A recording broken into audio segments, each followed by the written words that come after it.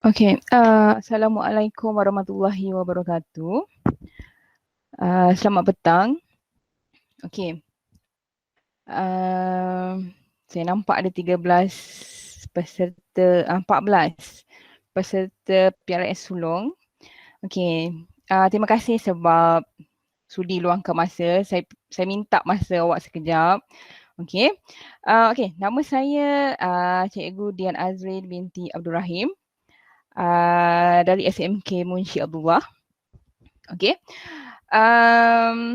Okey. Hari ni topik kita tentang kemahiran menyelesaikan masalah. Okey, sebelum kita mulakan kelas, saya harap semua peserta bersedia mental dan fizikal. Saya pinjamkan saya telinga awak. Okey, fokus awak. Okey, saya cuba untuk tidak ambil masa terlalu lama. Okey.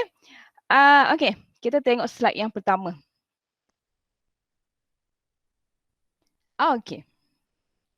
Boleh buka mic awak bila saya tanya. Okey, apa yang kamu nampak gambar ni? Saya perlukan respon. Katak. Katak. Okey, jawapan lain? Kuda. Ada 16 orang. Okey, kuda. Ada yang nampak katak. Ada yang nampak kuda. Siapa yang tak nampak apa-apa? Ada yang tak nampak apa-apa tak? Jujur je. Okey.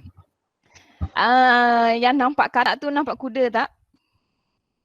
Tak. Yang jawab nampak katak, nampak kuda tak? Tak. Okey, yang kuda tadi, yang nampak kuda tadi nampak katak tak? Nampak. Okey. Maksudnya yang nampak kuda tu dia nampak dua-dua haiwan tu Nampak katak dan kuda. Betul? Betul. Okey, dah beberapa minit, dah 2 minit ni. Ada tak yang cuma nampak katak je? Ada yang dah nampak kuda? Ada yang dah nampak kuda? Saya tak nampak juga? katak je. Okey, saya tu siapa tu? Patut Akilah nampak kuda? Tak. Okey, Saya tak jawapan tu nampak. betul. Saya tak nampak apa-apa? Saya tak nampak Ya. kuda. Saya tak nampak kuda. Okey. Triknya nanti saya share dekat akhir kelas Sebenarnya dia ada katak dan kuda. Okey, yang nampak dua-dua haiwan tu, mata awak memang fokus. Yang nampak satu saja haiwan tu pun, mata awak fokus. Nanti saya bagi trik macam nak tengok kedua-dua haiwan. Okey? Okey, kita boleh mulakan kelas. Okey, yang tu saja saya nak tengok respon awak ke masih mengantuk ke. Okey? Okey, slide seterusnya. Okey, hari ini kita topik kita tentang kemahiran menyelesaikan masalah. Okey. Cikgu Dian boleh buka kamera? Okey, sorry. Okey, sorry. Okey, hari ini petang ni apa yang kita nak belajar? Satu, definisi menyelesaikan masalah. Okey. Yang kedua, jenis-jenis penyelesaian masalah. Ketiga, langkah penyelesaian masalah yang baik. Dan yang keempat, halangan dalam menyelesaikan masalah dengan baik. Okey. Majoriti peserta sulung ni yang terlima ke? Boleh saya tahu? Majoriti yang terlima Saya ke apa? terlima. Okey. Maksudnya yang paling majoriti saya rasa tingkatan 5 yang sulung. Atau ada tingkatan 4? Ada tingkatan 4. Okey. Saya tingkatan 4. Ada tingkatan 4. Saya tahu sekarang ni okey, ada tingkatan 4. Okey. Masalah. Bila kita sebut masalah, selagi kita bernama manusia, kita akan hadapi masalah kan? Betul? Betul kan? Selagi kita bernama manusia, kita tak akan lari daripada masalah. Okey. Sekarang kita tengok apa definisi penyelesaian masalah. Okey. Sebelum tu kita tengok apa Robert Schaller bagi tahu. Apa ya dia? Masalah yang mustahil diselesaikan ialah apabila kita melihat bahawa masalah adalah sesuatu yang berat untuk diselesaikan. Boleh faham tak ayat tu? Semua orang menghadapi masalah. Betul? Saya percaya 16 orang peserta sulung yang ada dalam talian sekarang ni mempunyai masalah masing-masing. Okey? Cumanya bila masalah tu tak mahu diselesaikan, kita rasa dia terlalu berat untuk diselesaikan, barulah kita kata dia masalah. Okey? Okey, next. Okey, definisi menyelesaikan masalah. Okey, maksud dia ialah menyelesaikan masalah adalah satu proses mental dan tingkah laku untuk menghadapi rintangan berdasarkan tujuan tertentu. Okey, apa keyword dia kat sini? Proses yang melibatkan mental dan tingkah laku untuk menghadapi rintangan berdasarkan tujuan tertentu. Okey kelas, dapat keyword dia keyword penyelesaian masalah tu. Dia proses yang melibatkan mental dan tingkah laku. Okey, next chapter. Next slide.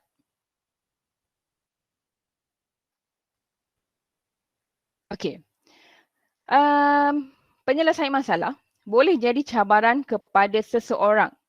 Bila kita berjaya menyelesaikan masalah, boleh membawa keseronokan. Okey, penyelesaian terbaik adalah telah mengambil kira kesan akibatnya.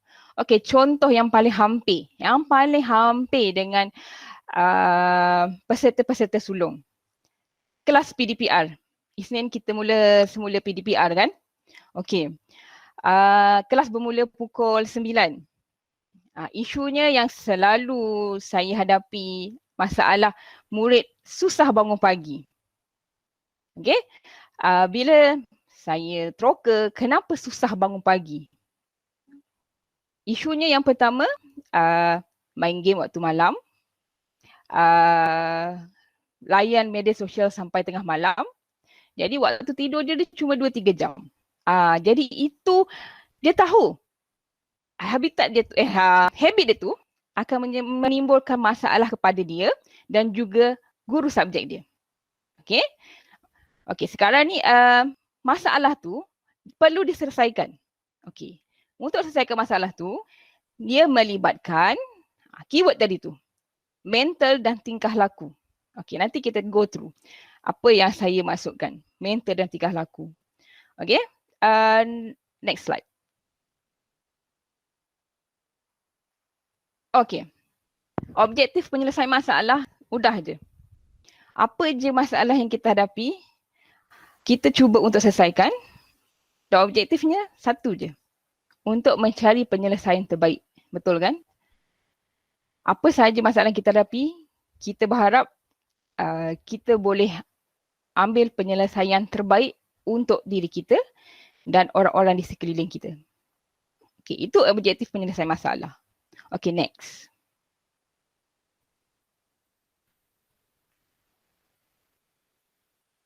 Okey, Cikgu Hasna boleh next.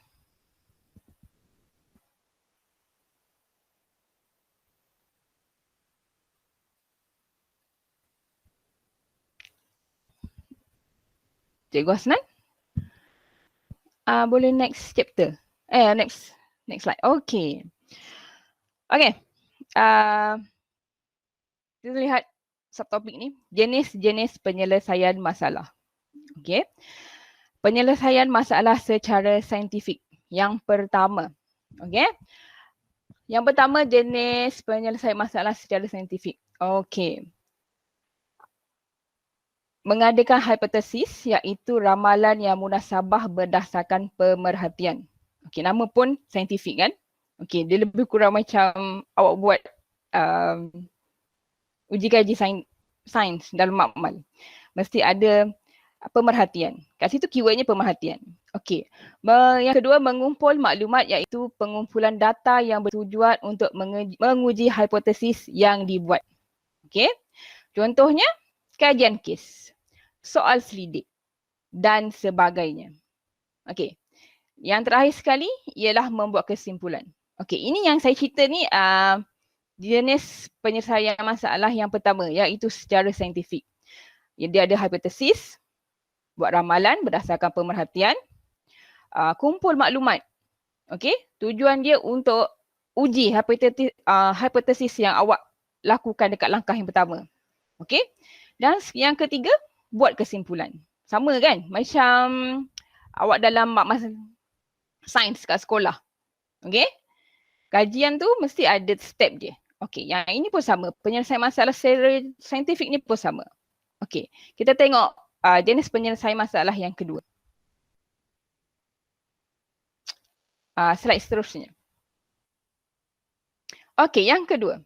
Penyelesaian masalah secara kritis dan logik.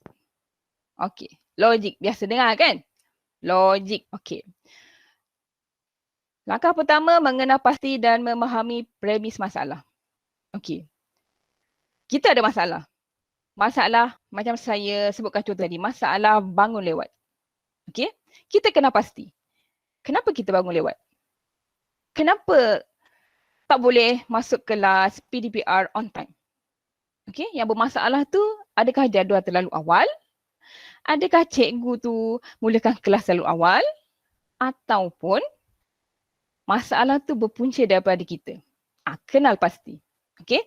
Yang kedua, mencari sebab dan punca masalah. Yes. Dah kenal pasti tadi kan, puncanya kita. Okey, kenapa kita jadi punca? Contoh, main game. Main game yang keterlaluan, yang tak ada limit masa, layan media sosial yang terlalu lama, sebelum tidur, layan media sosial daripada pukul 8, pukul 10, pukul 12, tahu-tahu dah pukul 2. Esok kelas pukul 9. Okey. Ketiga, menilai dan memilih kaedah penyelesaian terbaik. Okey. Awak dah tahu dah, punca bangun lewat untuk memulakan PDPR adalah diri sendiri. Okey. So, awak kena pilih dan menilai apa kaedah terbaik untuk awak selesaikan masalah bangun lewat untuk join PDPR. Okey. Kemudian yang keempat, membuat kesimpulan tentang kesan pelaksanaannya. Okey, contoh. Okey, kita ambil contoh mudah je. Bangun lewat untuk mula kelas PDPR. Okey. Awak tahu awak lewat sebab diri awak. Okey. So, awak cuba selesaikan masalah tu dengan cara kurangkan waktu main game, kurangkan melayari media sosial pada waktu malam. Okey? Then, awak nilai, awak buat kesimpulan. Bila awak berani buat perubahan tu, ambil keputusan, selesaikan masalah bangun lewat tu dengan cara mengurangkan awak online. Adakah esok pagi tu awak tetap bangun lewat? Ataupun awak boleh bangun setengah jam lebih awal. Okey, perubahan yang sedikit tetapi konsisten lebih baik daripada perubahan yang banyak dan drastik. Okey? Biar kita buat sesuatu perkara tu sedikit tetapi konsisten dan memberikan hasil. Okey? Okey, kita tengok jenis yang ketiga. Slide seterusnya. Okey, penyelesaian masalah secara kreatif. Boleh baca dekat skrin kan? Okey, yang tadi tu logik, yang ini kreatif. Okey?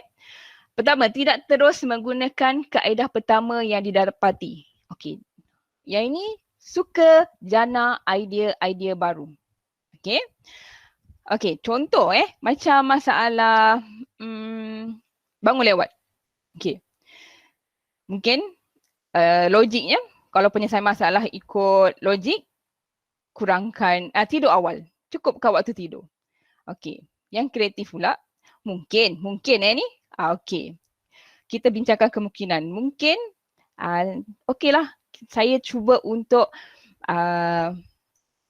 tidak tidur sepanjang malam. Saya cuma nak tidur selepas saya masuk kelas PDPR. Ada tau, saya share sedikit Ada, memang ada orang yang boleh tidak tidur. Contohnya malam tu dia cuma tidur pukul lepas isyak 9 sehingga 12. Kemudian 12 tu dia dah bangun. Dia study, dia siapkan homework dia dan dia sambung ke subuh. Okey, masuk kelas pukul 9. Nanti bila habis kelas pukul 1.30, dia barulah tidur. Ada. Okey? Dulu masa saya belajar dekat U, ada kawan saya memang jenis tidur sekejap pukul 9 sampai pukul 12 dan bila waktu kami kawan-kawan ni tidur pukul 12 baru tidur, dia dah berjaga dan dia study. Esoknya dia pergi exam, dia pergi kelas. Habis kelas pukul 2, dia baru balik dan tidur, kodok tidur. Okey. Nampak tak? Dia tak, kita rasa tak logik lah nak tidur sampai pagi kan. Tapi itu cara dia menyelesaikan masalah dia supaya dia boleh pergi kelas on time. Okey?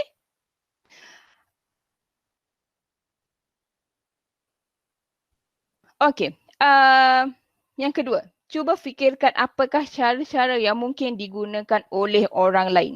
Okey, maksudnya kat sini, ada satu masalah bangun lambat untuk PDPR. Okey, kita fikir, apa agaknya kawan kita tu kalau dia bangun lambat, macam mana dia selesaikan masalah tu? Itu maksud dia. Okey, yang ketiga, bersifat generatif, idea gila-gila, songsang, dan tidak bergantung kepada logik. Macam saya share tadi. Kawan saya dekat universiti tu. Kami yang lain ni rasa macam pelik je. Kenapa dia tak tidur malam? Okay, tapi pada dia, body dia, ketahanan dia, yes dia mampu. Memang dia mampu. Kami nak tiru cara dia menyelesaikan masalah supaya pagi dia on time pergi kelas, tak boleh. Kami tak mampu. Okay, so kalau ada cara kawan-kawan lain tu menyelesaikan masalah dengan idea-idea yang sedikit gila-gila, yang tidak ikut logik, jangan terus pelekehkan cara penyelesaian kawan-kawan tu. Okay, kita raikan perbezaan. Okay, yang keempat, yakin pada diri dan idea sendiri. Okay, cara kita nak selesaikan masalah, sesuatu masalah, kita kena yakin. Okay, setiap cara yang kita pilih untuk selesaikan sesuatu masalah, kita yakin kan kita dah buat timbang tara baik buruk untuk selesaikan masalah. Okey, kalau dia menguntungkan kepada awak dan tidak memberi untung kepada orang lain, kita kena utamakan diri sendiri. Okey, saya percaya setiap hari waktu PDPR, cikgu-cikgu bimbingan kaunseling awak mesti akan kata sayangi diri sendiri dahulu, baru sayangi orang lain. Okey, kena yakin pada diri sendiri dan idea sendiri. Okey, kita tengok jenis yang keempat. Next slide. Okey, jenis yang keempat. Penyelesaian masalah secara Islam. Okey, saya rasa semua peserta ni Muslim. Okey, so macam mana pun kita back to basic, memang Al-Quran dengan Sunnah tu cara yang terbaik, rujukan yang terbaik untuk setiap masalah yang kita hadapi. Okay, kalau awak rasa saya dah belajar banyak cikgu, tapi saya rasa makin banyak saya belajar, makin banyak yang saya tak dapat. Okay, back kepada nature, back kepada basic. Okay, bangun sebelum subuh, mengaji, lagi dekat kita dengan Al-Quran, lagi dekat kita dengan dia, kita minta dengan dia supaya hati kita tu selalu diterangkan untuk menerima pelajaran. Okey, matlamat dia ke bahagian dunia dan akhirat, pendekatan dia tauhid, pendekatan hukum, pendekatan sufi. Okey, so saya rasa keempat-empat jenis penyelesaian masalah tu kita biasa laksanakan. Okey, so saya cuma terangkan 4 jenis penyelesaian masalah. Okey, next slide. Okey, kita rest 2 minit. Okey, saya nak nanti awak buka mic dalam banyak-banyak binatang. Okey, binatang apa tak boleh tengok matahari? Okey. Kelawar. Boleh? Yang tahu jawapan apa dia? Kelawar. Okey, jawapan lain. Saya tunggu jawapan lain. Apa dia? Burung hantu. Saya tunggu jawapan lain. Burung hantu. Okey, jawapan tu bagus tapi kurang tepat. Next. Okey. Dalam banyak-banyak binatang. Binatang apa tak boleh tengok matahari?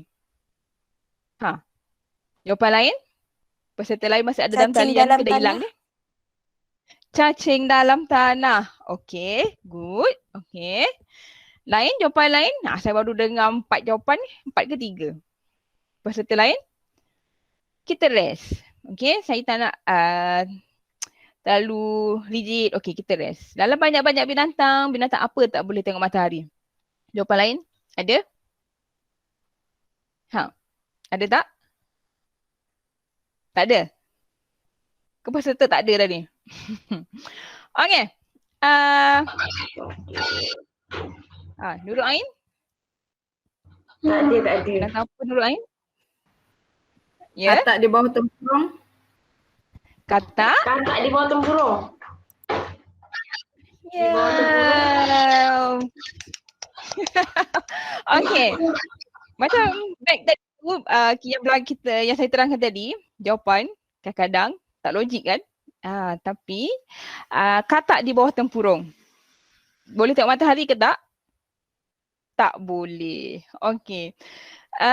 Okey, next slide.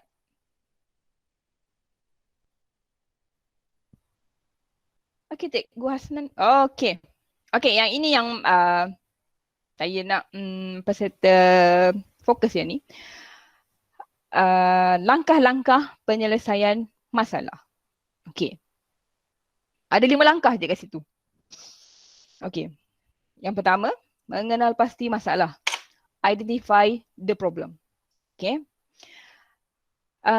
Setiap masalah, apa saja masalah tu kita kena jelas. Masalah tu ialah sesuatu perkara, bahasa mudahnya saya share bahasa mudahnya je. Masalah tu ialah sesuatu perkara yang tidak berlaku seperti mana yang kita inginkan. Boleh faham Okey. Itu masalah. Dan bahasa mudahnya masalah ialah sesuatu perkara, sesuatu isu, sesuatu kejadian yang berlaku tidak seperti yang kita harapkan. Okey. Okey, identify the problem. Okey, langkah yang kedua. Tentukan pilihan yang ada. Define the available options. Okey. Satu masalah yang kita hadapi boleh jadi banyak pilihan untuk kita selesaikan masalah yang satu tu je yang kita hadapi. Macam saya bagi contoh tadi, contoh bangun lewat untuk kelas PDPR. Saya ada 2 tadi kan, 2 contoh dalam penyelesaian. Tidur awal di waktu malam ataupun tidur awal malam hingga tengah malam sehingga masuk kelas pukul 9 tu awak tak tidur. Okey? Itu 2. Ada 2 tu, options. Ada S, maksudnya lebih daripada 1. Okey, yang ketiga, menilai akibat setiap pilihan. Okey. Kita balik kepada 2 pilihan yang saya share tadi. Okey. Evaluate possible strategies. Contoh, kalau kita ambil pilihan yang kedua. Bangun tengah malam pukul 12 sehingga subuh sampai masuk kelas pukul 9. Apa akibat dia? Apa kesan dia? Kalau awak pilih pilihan yang kedua. Adakah betul awak tak mengantuk bila mula kelas PDPR? Awak kena evaluate lah. Kena nilai. Kalau awak dah kata nak ambil pilihan kedua tu. Kena nilai akibat dia, kesan dia. Betul ke? Body awak boleh bertahan, awak tak akan mengantuk dan fokus awak tak terganggu. Okey? Bila sekiranya awak ambil pilihan yang pertama, tidur secukupnya pada waktu malam. Okey. Awak kena nilai. Adakah fokus awak terganggu ataupun awak lebih fokus pada kelas waktu pagi? Awak lebih bersedia, badan lebih segar. Itu maksud menilai akibat setiap pilihan. Okay. Pilihan yang kita nak buat dan nak pilih tu, kita kena nilai dulu untung dan ruginya. Okay. Mudahnya setiap jalan penyelesaian yang kita pilih, ambil selai kertas, catatkan untung dan rugi. Contoh pilihan pertama, tidur secukupnya. Apa keuntungan kepada awak dan apa kerugian pada awak? Sekiranya awak pilih pilihan kedua, pukul 12 malam dah bangun, dah study awal, buat homework dan terus sambung ke kelas PDPR, di mana apakah untungnya awak, apakah ruginya awak? Sekiranya pilihan kedua tu lebih banyak memberi kerugian, adakah awak nak pilih pilihan kedua sebagai cara menyelesaikan masalah awak? Normalnya, secara basicnya, fitrahnya manusia ni suka akan pilih sesuatu yang menguntungkan diri sendiri. Okey? Itu maksud menilai akibat setiap pilihan. Okey. Yang keempat, melaksanakan penyelesaian. Act on the strategies. Okey? Kita dah ada dua pilihan. Okey. Langkah keempat, awak perlu buat, perlu laksanakan, perlu ambil tindakan. Okey? Ini bergantung kepada diri awak sendiri. Okey. Langkah yang kelima. Lihat kembali dan menilai keberkesanan tindakan awak. Okey. Okey. Dia sebenarnya 5 langkah ni kita akronimkan jadi IDEA. I, identify the problem. D, define the available options. E, evaluate possible strategies. A,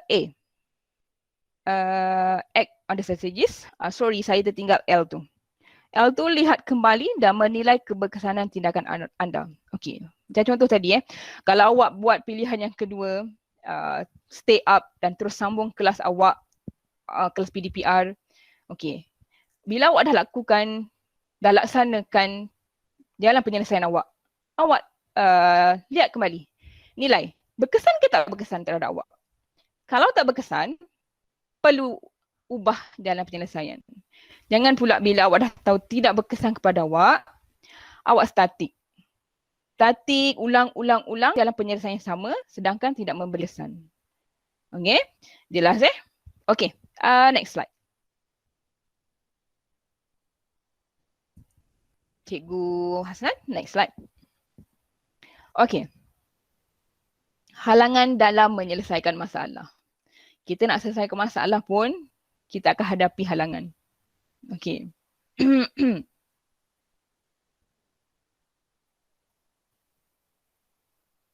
Halangan dalam, back, belum cikgu. Cikgu Hasnan. Slide sebelah. Okey, halangan dalam menyelesaikan masalah. Okey. Nombor 1, tiada gambaran jelas tentang situasi masalah. Okey. Macam saya bagi contoh tadi, masalah bangun lewat untuk memulakan PDPR. Okey. Pada awak rasa macam itu bukan masalah. Awak tak jelas. Bangun lewat, normal lah cikgu. Okey. Pada awak benda tu normal. Awak jelas sebenarnya bangun lewat setiap pagi untuk mulakan PDPR dah dikira masalah.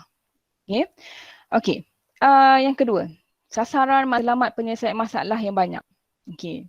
Bila kita dah senaraikan cara-cara jalan penyelesaian dalam satu masalah, kita dah ada lebih daripada satu cara, satu alternatif. Contohnya dah ada 4, ada 5. Dekat sini pula isu timbul bila awak rasa nak pilih penyelesaian yang mana satu. Dekat sini lah macam saya kata tadi, keyword penyelesaian masalah, proses,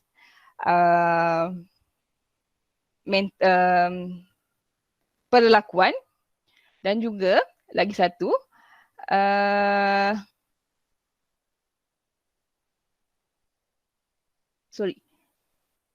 proses mental dan tingkah laku. Okey, dekat sini bila dah ada banyak pilihan, awak perlu bijak cari, tentukan mana satu cara penyelesaian terbaik untuk awak.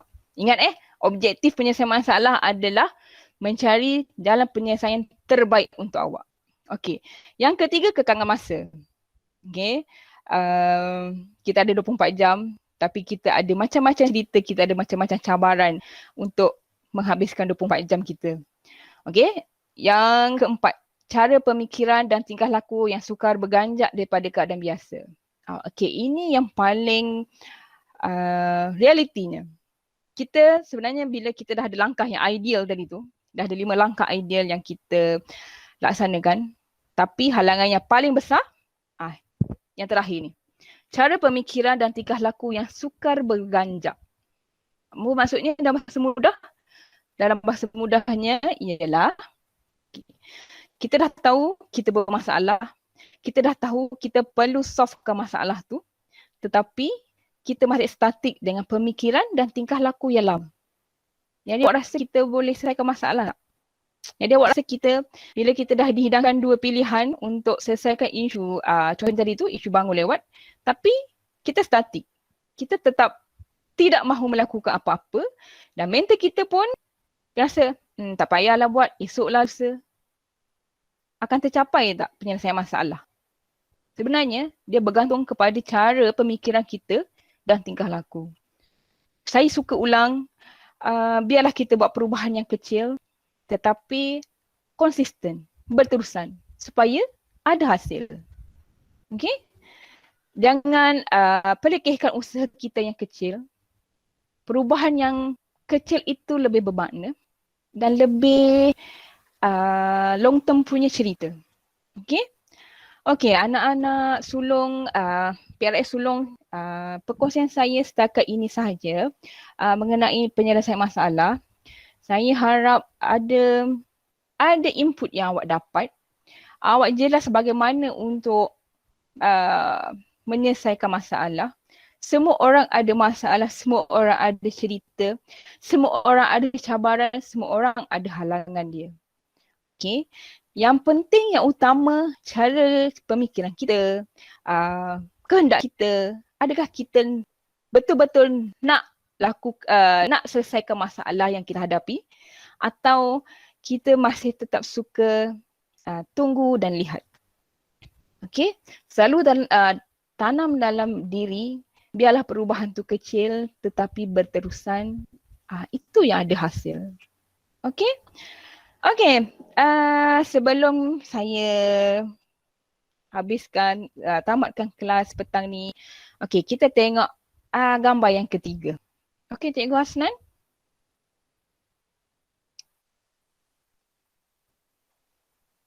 Okay, Cikgu Hasnan. Okay. Arnab atau Itik? Atau awak nampak kedua-duanya? Saya perlukan jawapan. Dua-dua. Arnab atau dua-dua. Okay, nampak.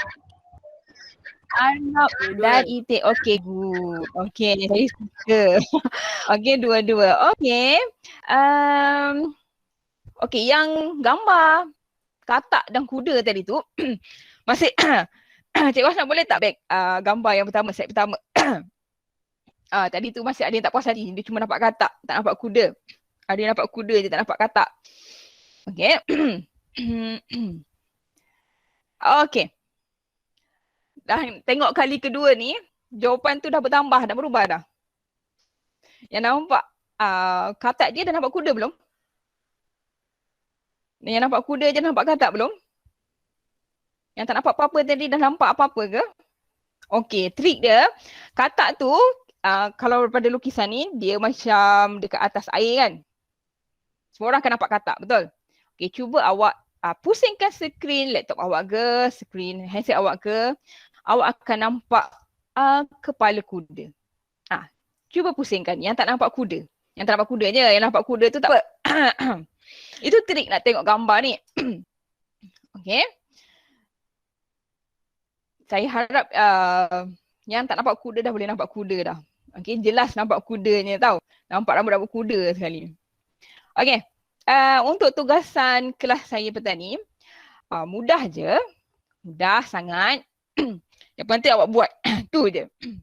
Okay, Cikgu Hasnan, boleh kita tengok slide tugasan. Okay, tugasan. Hasilkan peta iting berkenaan langkah-langkah penyelesaian masalah yang ideal tu. Yang 5 langkah tu. Okay, syarat tugasan dia, saya nak awak buat dengan tulisan tangan. Saya tahu PDPR ni semuanya online. Okay, tapi saya nak awak buat tugasan ni guna tulisan tangan. Original. Tulisan tangan awak. Gunakan kertas bersaiz A4. Setelah selesai, hantarkan gambar awak. Bukan gambar awak, sorry. Setelah selesai, hantarkan gambar hasil peta iting yang awak buat. Okey, saya harap PRS sulung ni hasilnya seperti yang saya harapkan lah. Sebab dah tahap sulung kan. Okey, mesti hasilnya boleh memuaskan hati awak sendiri, memuaskan hati saya, memuaskan hati Cikgu Hasnan, macam tu bahasa saya. Okey, tulisan tangan. Yang penting tulisan tangan dan buatlah sekreatif, ikut kreativiti masing-masing. Okey. Okey, saya ada satu, saya nak pergi ke chat. Mana chat saya?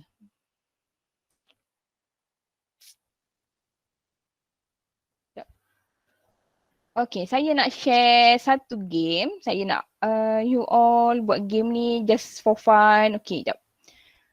Okay. Cikgu Hasnan kata jangan keluar dulu. Ada talimat sikit sebelum kita tahu. Okay, sebelum saya dismiss kelas ni, saya nak share something. Okay? Okay. Semua boleh tengok chat. Okay. Boleh klik game tu. Okay, nanti habis kelas, awak boleh klik dulu sekarang. Boleh mula main game tu selepas kelas ni. Okay. Benda ni fun, nampak mudah.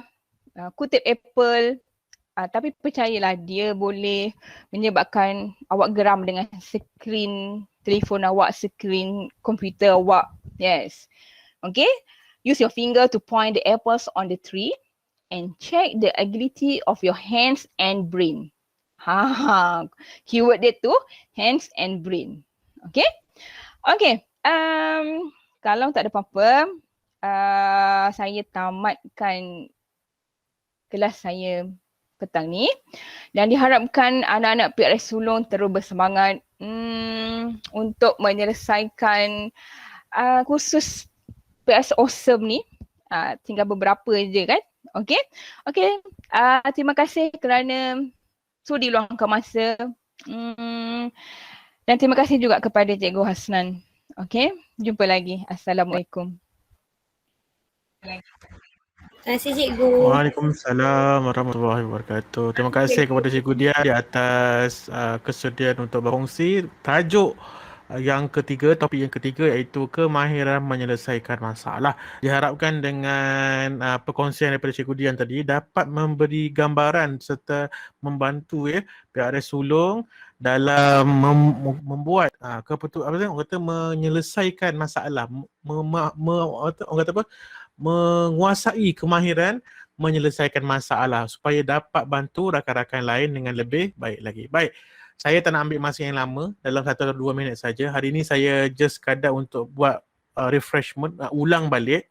Okay, selepas habis kelas ini, anda semua dah boleh buat laporan latihan topik 3. Tak ada masalah dan saya akan masukkan tugasan satu yang kamu boleh masukkan nanti dalam hari ini ataupun esok lah. Okay, so untuk tugasan, kamu buat peta iting tu, lepas tu kamu snap dan kamu masukkan turn in macam sebelum-sebelum ni. Okay, itu kena tunggu tugasan tu dia release dululah. So sementara tu kamu boleh buat. Okay, dan laporan latihan kamu juga sudah boleh buat. Apa yang saya nak sentuh ini ialah macam mana kamu menulis ringkasan laporan latihan ni supaya tidak lari daripada apa yang saya nak serta markahnya kurang. Jadi dalam bahagian, saya fokus pada bahagian ringkasan. Sebab apa? Sebab kat bahagian ringkasan ni lah ramai yang salah buat.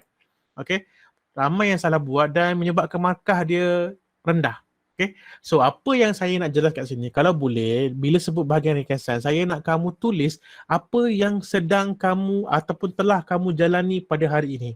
So ceritalah hari ini, hari apa, pada pukul berapa, berlangsungnya kelas apa, tajuk apa, oleh siapa yang bagi ceramah. Okay, berapa lama kelas tu berlangsung.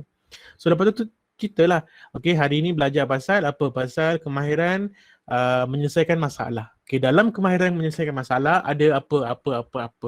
Okay, ada A, B, C. A adalah apa dia, contoh dia. B adalah apa dia, contohnya. C adalah apa dia. So benda-benda tu ada orang kata ada point-point dia. So point-point itulah kamu kena jelaskan sikit-sikit. Okay. So daripada situ kamu akan dapat buat ringkasan ni dengan baik. Last kali ceritakanlah.